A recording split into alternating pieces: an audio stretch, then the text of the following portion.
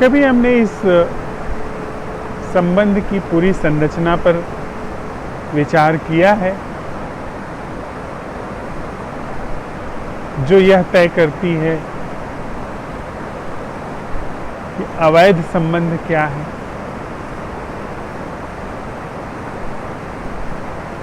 और अवैध संबंध तय करने से पूर्व वह संरचना यह तय करती है कि वैध संबंध क्या है।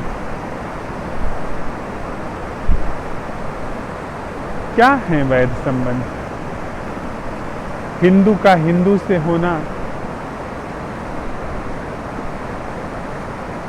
संबंधित होना क्या वैध संबंध है? मुसलमान का मुसलमान से वैध संबंध है?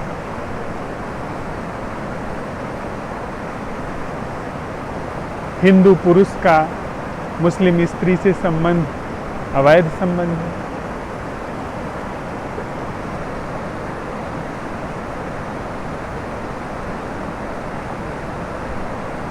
विवाह संस्था द्वारा तय किए गए संबंध से बाहर संबंधित होना अवैध संबंध है?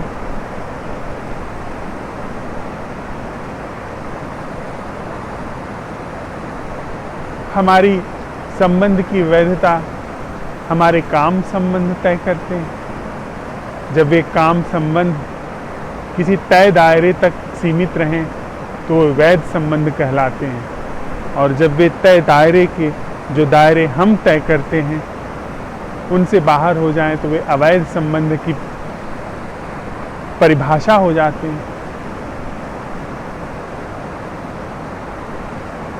क्या ये अवैध संबंध है? क्या है आखिर वैध संबंध? ये पहाड़ से उतरती नदी, ये सूरज की रोशनी, ये आसमान, ये बादल, यह शरीर आपस में संबंधित हैं। हमारी भाषा में कम से कम यह तो बात समझ में आती है कि यह शरीर इस समूची संरचना से संबंधित है। जबकि अगर हम अपनी भाषा और अपनी समझ से और गहरे तलों में झांक करके देख सकें, देखने में समर्थ हो सकें, तो यह शरीर इस आकाश से अटूट है, यह शरीर इस नदी से अटूट है, यह शरीर इस पहाड़ से अटूट है। यह अटूट होना वैध संबंध है या वह वैध संबंध है जिसे हम अपने निहित स्वार्थ के लिए सुनिश्चित करते हैं, संस्कारित करते हैं, जो हम अपने निहित स्वार्थ के लिए बनाते हैं, उस दायरे में तथाकथित रूप से प्रवेश करना, उस दायरे में सिमट करके रहना, वह वैध संबंध है। वैध संबंध निश्चित रूप से जहां होगा वहां एक जीवंत प्रवाह होगा। मेरी श्वासें इस नदी की धारा से जुड़ी हुई हैं, आसमान से लौट कर आती इस नदी की कलकल ध्वनि से जुड़ी हुई है, पहाड़ से उतरती हवाओं से मेरा शरीर जुड़ा हुआ है। मैं जीवित हूँ क्योंकि इस आसमान से सूरज की रोशनी उतर रही है। उधर सूरज अगर बुझ जाए तो इस शरीर के बुझने में देर नहीं लगेगी। यह वैध संबंध है, यह जीवंत संबंध है। लेकिन वह जो सबसे पहले एक मान्यता निर्मित करता है कि यह कोई हिंदू है, यह मुसलमान है, यह भारतीय है, यह पाकिस्तानी है, और उसके बाद भारतीय का भारतीय से संबंध हो, वैध संबंध है। पाकिस्तानी का चीनी से अवैध संबंध हो जाता है, या वैध संबंध हो जाता है जब उनके निहित हित साथ साथ हो जाते हैं। किसने निर्मित किया है? इस चांद को मैंने नहीं निर्मित किया है, इस सूरज को मैंने निर्मित नहीं किया है, इंसान की बुद्धि ने इन पत्थरों को निर्मित नहीं किया है, इंसान की बुद्धि ने इस नदी को निर्मित नहीं किया है। हम इंसानों की बुद्धि ने राष्ट्र निर्मित किए हैं, चीन निर्मित किया है, अमेरिका निर्मित किया है, वह कॉन्सेप्ट अमेरिका का। हम इंसानों ने संस्थाएं निर्मित की हैं, परिवार संस्था निर्मित की है, हम इंसानों ने विवाह संस्थाएं निर्मित की हैं, हम इंसानों ने जाति की संस्था बनाई है, हम इंसानों ने अमीर गरीब की संस्था बनाई है, हम इंसानों ने ऊंचे पद पर बैठने वाले और नीचे पद पर बैठने वाले की संस्था बनाई है।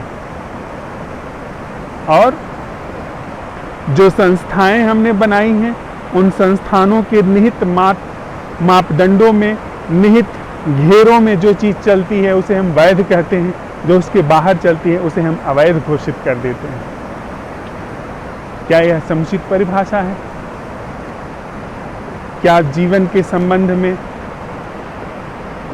संबंधों के संबंध में किसी भी तरह की परिभाषा, किसी भी तरह की मान्यता जो हम इंसान बनाते हैं उसका प्रवेश वैध है? अगर सम्यक संदर्भों में देखें तो जहां हम इंसान हैं वहां पर संबंधों के दायरे में, जीवन के असीम वितान में किसी भी तरह के संबंध की रूपरेखा निर्मित करना ही अवैध है। इसका कदापि यह अर्थ नहीं है कि हम किसी उच्छृंखलता को अवसर दे रहे हैं, किसी अराजकता को अवसर दे रहे हैं।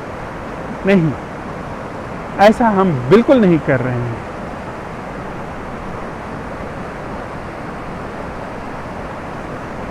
उस तल पर जहां पर प्रकृति है, जहां पे हम इंसान हैं, वहां पर सारे संबंध अटूट हैं। वहां पर हम चाहें भी तो संबंधों को तोड़ नहीं सकते हैं। अपनी व्याख्या में हमने कोशिश की है राष्ट्र की सीमा बना करके संबंधों को तोड़ने की, लेकिन कहां जमीन टूटती है हमारी बागुड़ लगाने से? कहां आसमान टूटता है हमारी सीमा रेखाओं को खींचने से? इस पहाड़ों के पीछे, इन पहाड़ों के पीछे जिसे हम चीन कहते हैं, क्या वह इस जमीन से टूट गया है? क्या वह इस आसमान से टूट गया है? कदापि नहीं, संभव ही नहीं है ऐसा टूट जाना। तो जो यह प्रकृति का जगत है, जिसके हिस्से में हमारा यह शरीर है, वहां पर भी संबंध अटूट है। पहले से ही वहां संबंध वैध है। उस वैध संबंध में किसी भी तरह का हस्तक्षेप अवैध है। राष्ट्रों की सीमाएं खींचना अवैध है, परिवार की सीमा बनाना अवैध है। फिर बात आती है भीतर उस चेतना के तल पर, जिस चेतना ने मैं जैसी संस्था का निर्माण किया है, जिसे हम अपनी कॉन्शियसनेस कहते हैं, वह जो सोच विचार से निर्मित होती है, जिसने इस संस्था का निर्माण तो किया ही है, जिसे हम मैं कहते हैं, जिसने इसके सापेक्ष तू का निर्माण किया है। और इस मैं और तू के विभाजन में मैं और अन्य के विभाजन को रच करके उसके बाद अनगिनत संस्थाएं बनाई हैं इसको सम्यक रूप से, सुचारू रूप से चलाए रखने के लिए, जो कि सम्यक और सुचारू रूप से चलने के बजाय और भी हमारे पतन का और दुखों के आवाहन का कारण बनी है, जिसके लिए हम और हमारा जीवन प्रमाण है। हमने 5000 सालों में 15,000 युद्ध लड़े हैं, 2 विश्व युद्धों के हम साक्षी रहे हैं। हमारा सारा जीवन कलह में, द्वंद्व में और पीड़ा में गुजरता है, संघर्षों में गुजरता है। संबंधों में अंतहीन पीड़ाएं हैं, सारे संबंधों में अंतहीन पीड़ाएं हैं। हमारा जीवन अकेलेपन से, शोक से, चिंता से, दुख से, भय से और न जाने कितने अंदर धुंध पैदा करने वाले भावों से रचा पचा रहता है, जिन्हें हम क्रोध कहते हैं, जिन्हें हम अनिश्चितता कहते हैं। न जाने क्या क्या रूप लेकर के वह खड़ा होता है। तो यहाँ तक अगर हम साथ साथ चले हैं कि यह जो प्रकृति का संबंध है यह अटूट है, इसमें किसी भी तरह की संस्था बनाना, किसी भी तरह की बागुड़ लगाना वही अवैधता है।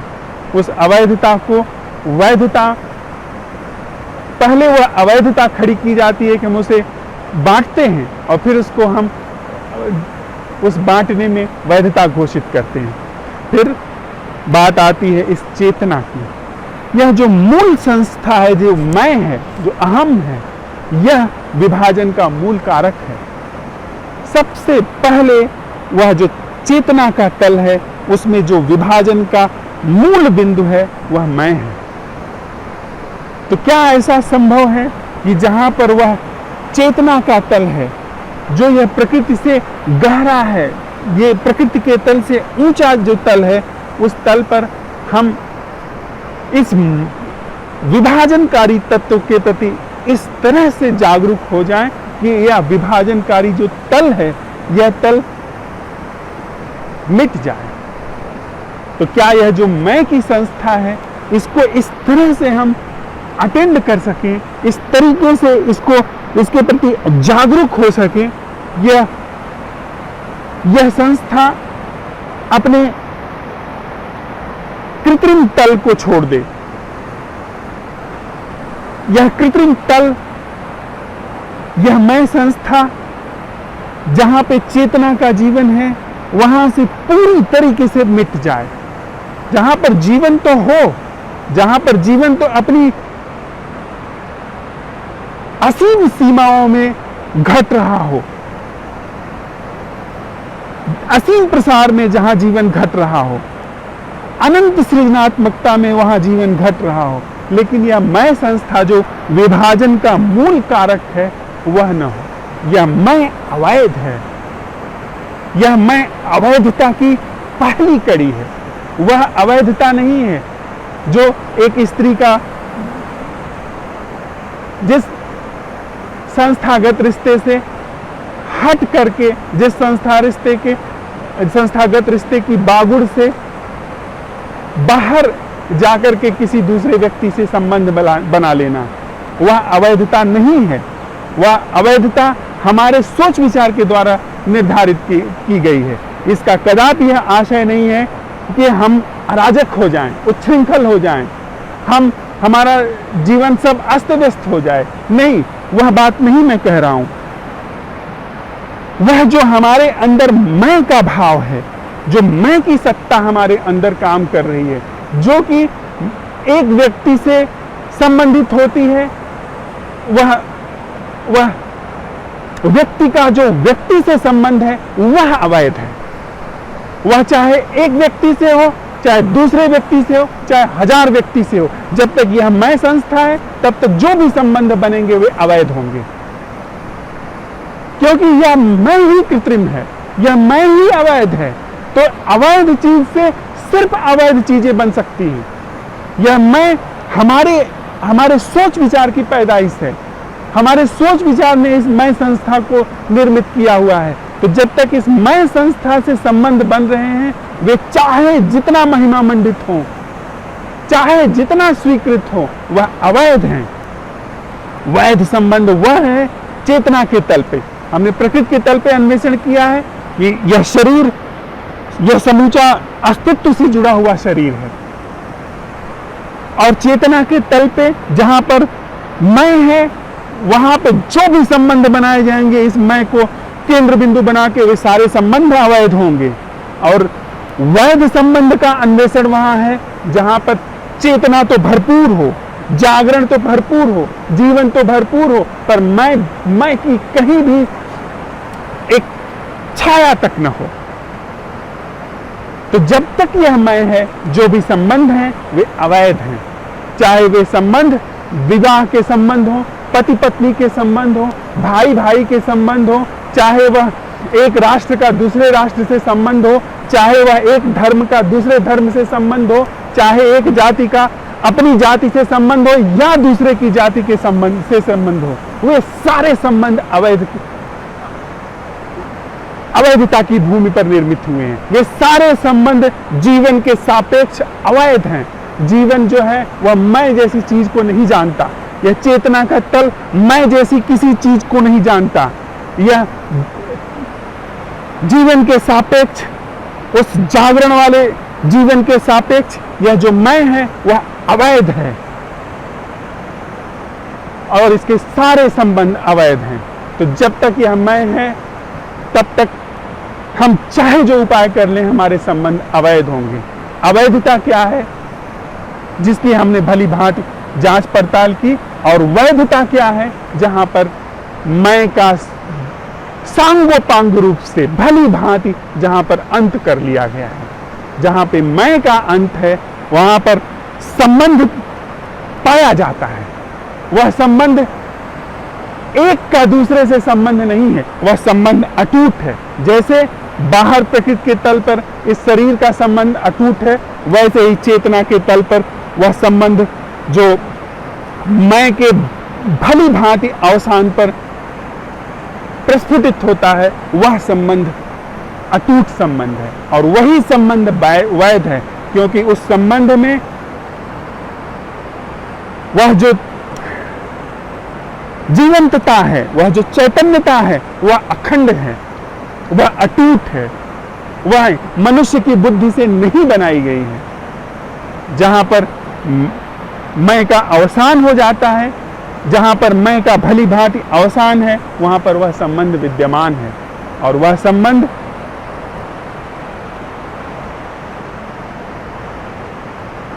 भली भांति जानता है कि कैसे व्यवहार करना है। वह संबंध करुणा से ओतप्रोत है। वह संबंध कृत्रिम प्रेम से, जो मैं और मैं के बीच में प्रेम होता है, उसको नहीं जानता, लेकिन वह संबंध उस प्रेम से रससिक्त है जो मनुष्य की बुद्धि से पैदा नहीं किया गया है। यानी वह प्रेम जो कृत्रिम नहीं है। वह संबंध उस प्रज्ञा से आलोकित होता है, उस प्रज्ञा से चलता है जो प्रज्ञा मनुष्य की बुद्धि की प्रज्ञा नहीं है, जो सोच विचार की प्रज्ञा नहीं है, जो शब्दों छायाओं की प्रज्ञा नहीं है, जो सीमित प्रज्ञा नहीं है। और जहां ऐसा संबंध है, जहां ऐसी करुणा है जो मनुष्य की बुद्धि से नहीं उपजी है, वहां वह संबंध कभी द्वंद्व नहीं जानता, कभी वैर नहीं जानता, वहां कभी भय नहीं होता, वहां कभी घृणा नहीं है। उस संबंध का न आदि है न अंत है। इसलिए एकमात्र वह संबंध वैध है जहां पर मैं नहीं हूं।